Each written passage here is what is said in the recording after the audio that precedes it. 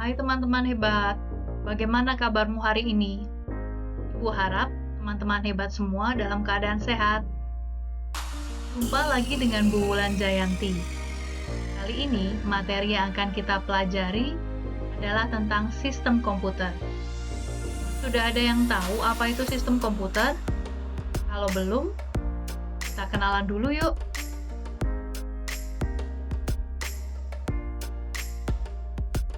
Ada dari teman-teman yang sudah tahu apa itu komputer? Pernah nggak sih teman-teman berpikir gimana caranya komputer bisa dioperasikan? Sistem komputer adalah gabungan dari hardware dan software yang bekerja sama untuk menjalankan berbagai tugas. Bayangkan, teman-teman punya dapur lengkap yang siap digunakan untuk memasak. Setiap peralatan memasak itu memiliki peran penting agar aktivitas memasak bisa berjalan dengan lancar. Hal ini tampak pada ilustrasi dapur lengkap di samping. Hal ini tidak jauh beda dengan komputer.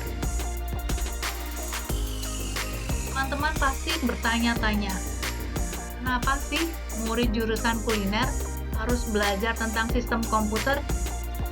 Kita coba bahas bersama ya. Pertama, kita harus membangun rasa penasaran kita tentang teknologi yang kita gunakan.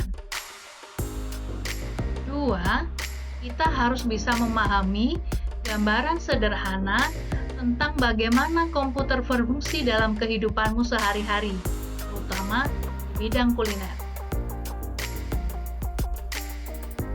Sistem komputer sendiri terdiri dari komponen utama. Apa saja komponen utamanya? Mari kita bahas satu persatu.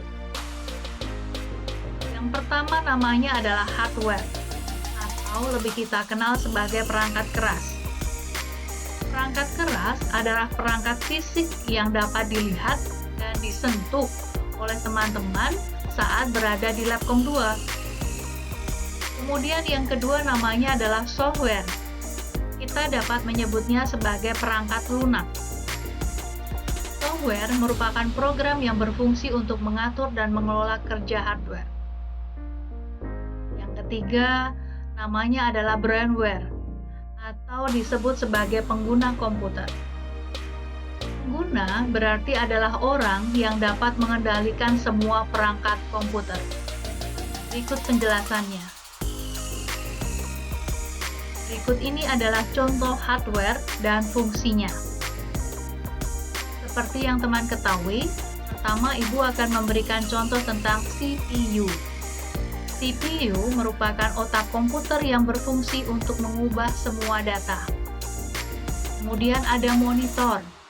Monitor ini berfungsi untuk menampilkan semua hasil pengolahan informasi yang dilakukan oleh CPU. Yang ketiga, namanya keyboard.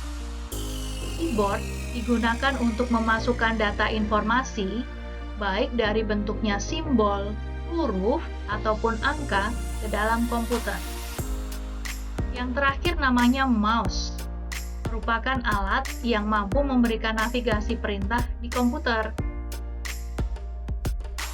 Kita lanjut ya ke komponen berikutnya, yaitu software. Software salah satu contohnya yaitu sistem operasi. Sistem operasi fungsinya untuk mengatur semua kerja komputer secara efisien. Contoh kedua yaitu program pengolah kata. Yang ketiga adalah aplikasi browser, dan yang keempat adalah aplikasi kreatif.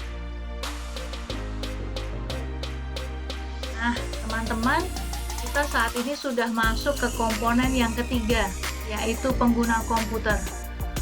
Siapa saja menurut teman-teman yang bisa menggunakan komputer? Benar sekali.